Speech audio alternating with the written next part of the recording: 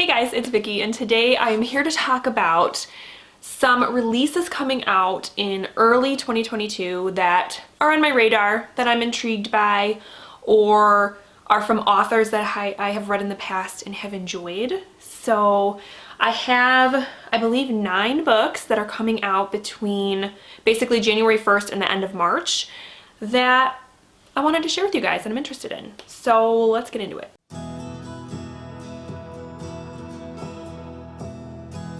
So the first 2022 release that I'm interested in, intrigued by, is actually a debut novel, and it comes out on January 11th. It's called A Flicker in the Dark by Stacey Willingham, and this is a thriller that deals with a young woman who, when she was a teenage girl, her father was, I believe, convicted and put in prison for being a serial killer.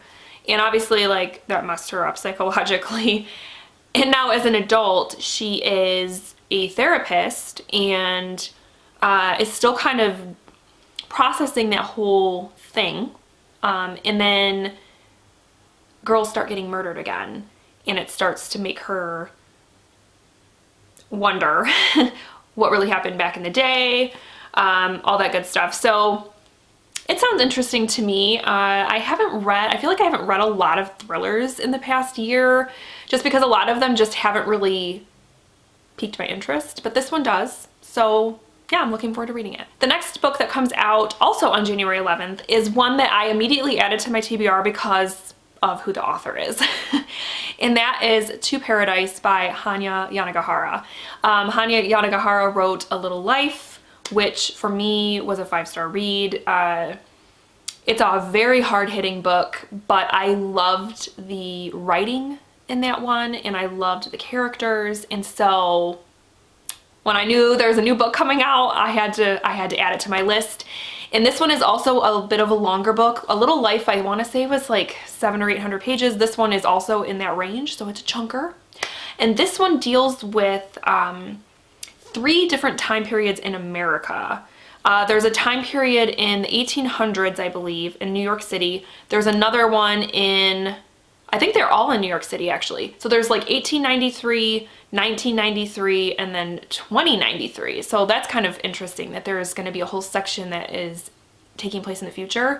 And it just deals with, I believe, like things that are going on in the time period. Like I know the 1993 kind of time period deals with the AIDS epidemic, and they somehow all tie together.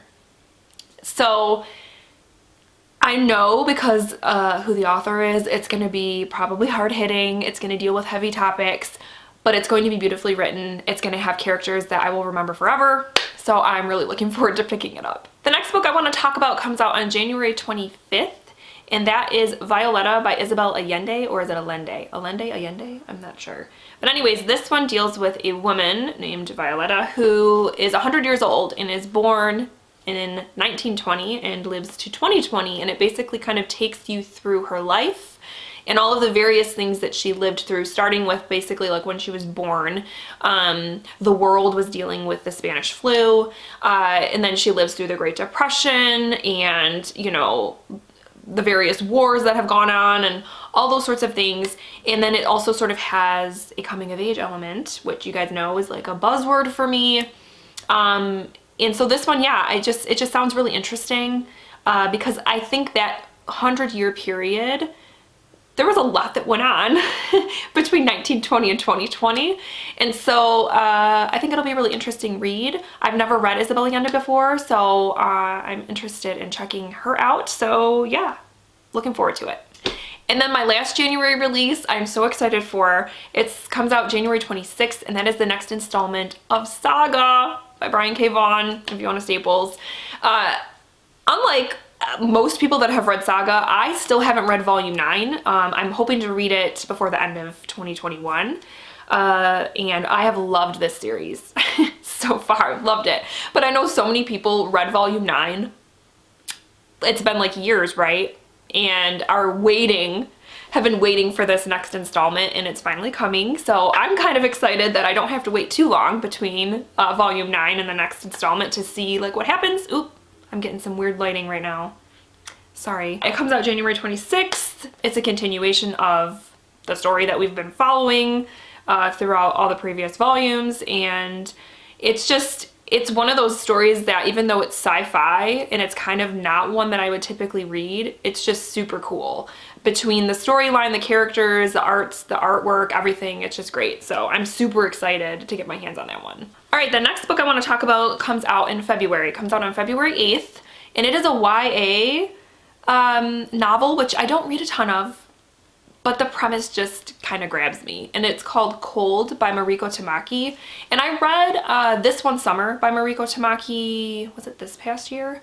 And I didn't love it. It was a 3-star read, but this story sounds really intriguing to me. Cold is basically about a young boy, or like a teenage boy, who is murdered, but you're being told the story from his perspective as a ghost.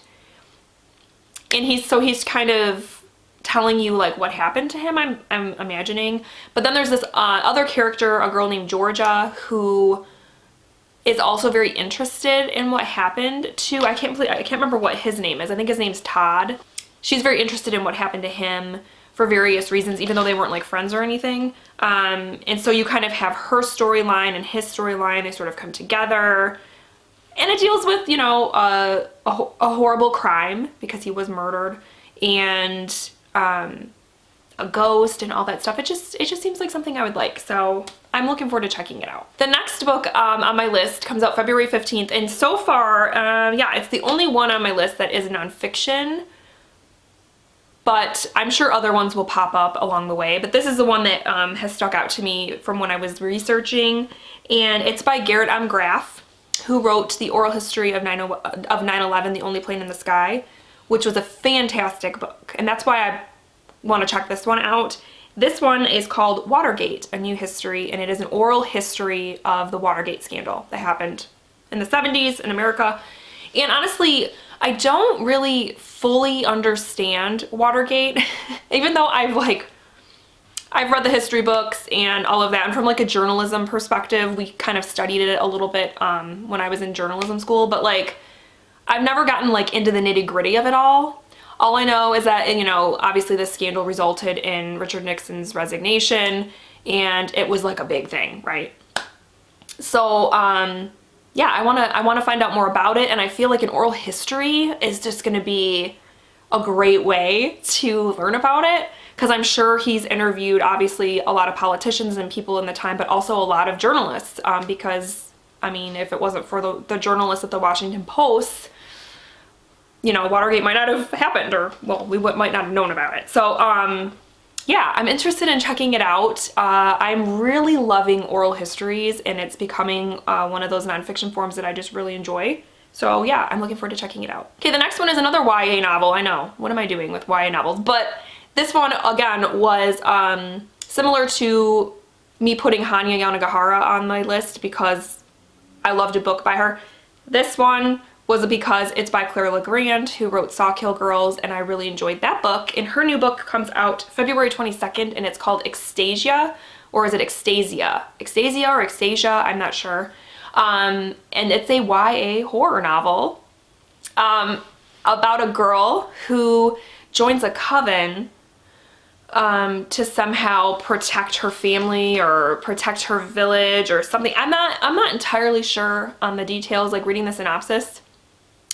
I'm not entirely sure. But I was like, okay, coven, horror, Claire Legrand, sure, why not? Okay, I have two more books to talk about that both come out in March. The first one comes out on March 11th, and it is called This Golden State by Merritt Weisenberg. This is about a girl who is living with her family, and they are basically on the run. And there's all these rules about how they have to like go through life. They can never let people know who they are, or like all this information about them. And she doesn't really understand why. And so the book is basically her kind of uncovering these family secrets and why her family is living this way, specifically her parents, like what's going on with them and why are they in hiding and all of that. And then it centers also there, like something else comes into play with like a DNA test. I'm assuming something with the DNA testing is going to reveal something to her. So it just sounds kind of interesting, and I want to know why. I want to know why this family's on the run. So I'm going to read the book and find out. And then the last book on my list comes out on March 8th, and it is called Great or Nothing by, sorry, I got to check my list here. Great or Nothing by Joy McCullough. And I put this on my list because basically it is a Little Women retelling, except this time it's set in the United States in 1942. So World War II. I was like, okay, sign me up. I don't need to know anything else. You guys know Little Women is one of my favorite classics of all time. And I'm just really intrigued by seeing the March sisters in a World War II setting. It just seems really interesting to me, so I want to check it out. I don't need to know anything else. I just want to check it out. Okay guys, so those are some releases that are coming out in early 2022 that are on my radar that I'm kind of interested in. Let me know down below if any of these books have kind of piqued your interest as well. I would love to know. And let me know if there are any out there that are coming out, you know, in January, February, March that you're interested in, or ones you think I might like. Maybe I missed some, I don't know. There are a lot of books that come out in the early part of the year, so I'm sure there are more out there that I've missed. But yeah, let me know down below what you're looking forward to reading in 2022. And that's all I have. So I hope you guys are having a wonderful week, and I will talk with you soon. Thank you so much for watching. Bye.